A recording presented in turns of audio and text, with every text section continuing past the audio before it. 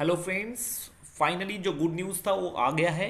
Public service commission West Bengal का junior engineer civil mechanical और electrical examination 2022 का नोटिफिकेशन, जो पहले शॉर्ट नोटिफिकेशन निकला हुआ था, अभी उसका डिटेल नोटिफिकेशन आ चुका है। तो सबसे पहले हम नोटिफिकेशन को देख लेंगे कि यहाँ पर क्या क्या चीज़ हमारे काम का है। तो सबसे पहले देखिए, public service commission West Bengal junior engineer civil mechanical electrical recruitment examination 2022 advertisement number 9/2022। The Public Service Commission West Bengal will hold a combined competitive examination for recruitment to the post of junior engineer civil mechanical electrical in West Bengal subordinate service engineers civil mechanical electrical under the various departments directorates other offices and establishment of government of West Bengal. ठीक है, तो ये जो examination होगा, ये will this examination will be held in the following branches. The examination will be held in 2 successive parts. 2 part में examination होगा। हाँ, जैसे कि पहले आप देख रहे हो कि रिटन एग्जामिनेशन होगा जो एमसीक्यू टाइप का होगा। ठीक है, और उसके बाद अगर आप रिटन एग्जामिनेशन क्वालिफाई करते हो तो आपका होगा इंटरव्यू। ठीक है, एंड उसके बाद जैसे मेडिकल होता है वो मेडिकल होगा। The written examination will be held in Kolkata centre tentatively in the month of April.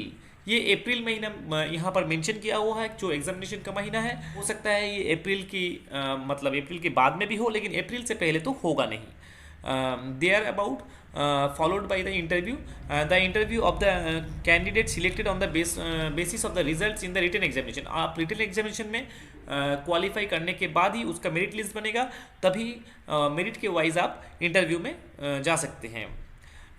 Next है name of the examination junior engineer civil mechanical electrical service cadre जो है West Bengal subordinate service of engineers है। Department और directorate जो होगा वो जैसे कि आपको पता है ये PWD, PNRD, panchayat and rural development, public works department, irrigation and waterways department and PHED public health engineering directorate, ये सब डिपार्टमेंट और डायरेक्टोरेट में ये रिक्रूटमेंट करता है। पे स्केल है 9,000 से लेकर 40,500, ग्रेड पे है 4,400। उसके साथ साथ आपको DNS allowance, medical allowance and house rent allowance मिलेगा। ठीक है, वैकेंसीज, इसका एक्चुअल जो वैकेंसी है वो अभी तक रिवील नहीं किया गया है। ये vacancies will be announce later करके यहाँ पर लिखा है। नेक्स्ट हम देखेंगे रिजर्वेशन। जो नॉर्मल रूल होता है उसी रूल को भी रूल के हिसाब से ही यहाँ पर है। ठीक है, वेस्ट बंगाल का कैंडिडेट जो है वो अगर SC ST होंगे, OBC होंगे तो उनको वो फैसिलिटीज रिजर्वेशन का मिलेगा, लेकिन अदर स्टेट का SC ST को एज ए जनरल कैंडिडेट के हिसाब से ही वो ट्रीट करेंगे। नेक्स्ट है essential qualification. In case of junior engineer civil in West Bengal subordinate service of engineers, diploma in civil from the state council of engineering and technical education West Bengal. हाँ, यहाँ पर आपको क्या बता रहे हैं कि अगर आप सिविल इंजीनियरिंग में अप्लाई करना चाहते हो तो सिविल इंजीनियरिंग में आपको डिप्लोमा रहना चाहिए और इट्स इक्विवेलेंट, और इसका इक्विवेलेंट क्वालिफिकेशन आपको होना चाहिए।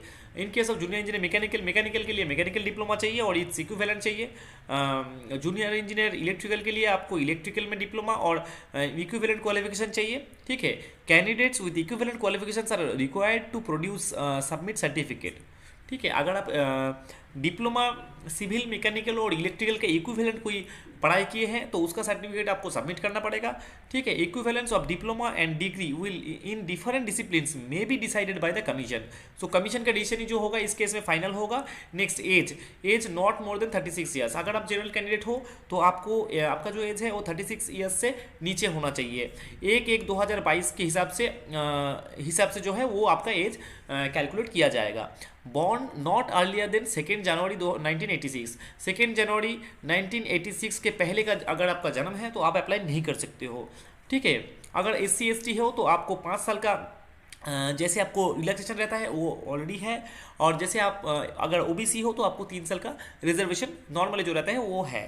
ठीक है, नेक्स्ट हम देख लेंगे जो इंपॉर्टेंट चीज़ है। हाँ, नेक्स्ट जो हमारा काम का चीज़ है वो है mode of application. Mode of application only online mode में ही आप अप्लाई कर सकते हैं, ऑफलाइन मोड में आप अप्लाई नहीं कर सकते। Submission of more than 1 application by the same candidate is strictly prohibited and such applications are liable to cancel. एक ही कैंडिडेट अगर एक से ज़्यादा एप्लीकेशन अगर अप्लाई कर रहे हैं तो उस केस में उसका एप्लीकेशन कैंसिल हो जाने का चांसेस है। Other qualifications a citizenship of India, such a person of other nationality as declared eligibility by government of India. आपको इंडिया का सिटीजनशिप होना पड़ेगा. Ability to read, write and speak in Bengali. आपको बंगाली बोलना, लिखना और पढ़ना आना चाहिए. Not required for those candidates whose mother tongue is Nepali. अगर जिसका मदर टंग नेपाली है, उनको बंगाली लिखने, बोलने, पढ़ने का आवश्यकता नहीं है. जो आपका फीस है वो है 160 रुपीज़. अगर आप SC ST कैंडिडेट हो तो आपको ये फीस देने का ज़रूरत नहीं है. अगर आप PWD कैंडिडेट भी हो तो भी आपको फीस रिलैक्सेशन है. अगर आप SC ST और OBC नॉन क्रीमी लेयर से बिलोंग करते हो तो आपको अपना सर्टिफिकेट का जो फॉर्मेट है उस फॉर्मेट के अकॉर्डिंग आपको अप्लाई करना पड़ेगा, जो नीचे दिया हुआ है. और नेक्स्ट जो हमारा काम का चीज़ है वो हम अभी देख लेंगे. मेडिकल एग्जामिनेशन, जो पहले आपका रिटन टेस्ट होगा. रिटन टेस्ट क्वालिफाई करने के बाद आपको इंटरव्यू होगा, और इंटरव्यू पास करने के बाद आपको एक मेडिकल बोर्ड के पास जाना पड़ेगा, जो आपका प्रॉपरली मेडिकल एग्जामिनेशन करेंगे. ओके, उसके बाद जो काम का चीज़ है वो है results of the examination. The selected on the basis of the result of the written examination will be called for interview. आपका रिटन एग्जामिनेशन क्लियर होने के बाद ही मेरिट लिस्ट बनता है, और मेरिट लिस्ट में अगर नाम अगर आपका आता है, काट ऑफ अगर आप क्लियर करते हो तो ही आप इंटरव्यू में बैठ सकते हो. ठीक है. There shall be no qualifying marks in the interview. Interview के लिए कोई क्वालिफाइंग मार्क्स नहीं है. Final merit list will be prepared on the basis of marks obtain in the written examinations and interview taken together.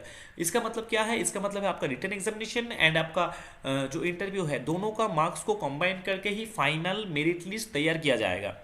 The list of the candidates called to interview and other recommended for appointment will be published previously selected on the determination.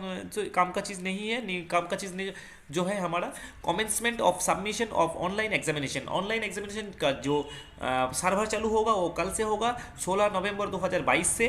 Closing date for submission of online examination. Online examination का जो date close होगा वो है 7/12/2022 दोपहर 3 बजे तक. Closing date for submission of fees through online mode में अगर आप आपका फीस जमा करना चाहते हो तो 7 दिसंबर से पहले आप उसको जमा कर दो. और जो टाइमिंग दिया गया है वो दोपहर को 3 बजे तक का है, तो उसके हिसाब से आप अपना फीस जमा कर दो. और अगर आप ऑफलाइन मोड में आपका फीस जमा करना चाहते हो तो उसका डेट 8/12/2022 है, लेकिन जो चालान आपको काटना पड़ेगा वो 7/12 को ही मतलब उसका लास्ट डेट है. ठीक है. सो नेक्स्ट इंपॉर्टेंट चीज़ है एडिट विंडो. अगर आपने कोई गलती से कोई इन्फॉर्मेशन गलत भर दिए हैं तो उस केस में एक एडिट विंडो होगा. उस एडिट विंडो के हिसाब से, मतलब उस एडिट विंडो के द्वारा आप अपना जो भी आपका गलत आपने टाइप कर दिया है या तो कोई गलत इन्फॉर्मेशन प्रोवाइड कर दिया है उसको आप मॉडिफाई कर सकते हो. उसका प्रोसेस यहाँ पर लिखा हुआ है. ठीक है. अगर कोई फर्दर टेक्निकल सपोर्ट आपको चाहिए फॉर्म फिलअप करने के टाइम तो यहाँ पर जो नंबर दिया गया है इसको आप कॉन्टैक्ट करिए. सो गाइस, आज के लिए इतना ही. मिलते हैं नेक्स्ट वीडियो में. Thank you. Thanks for watching.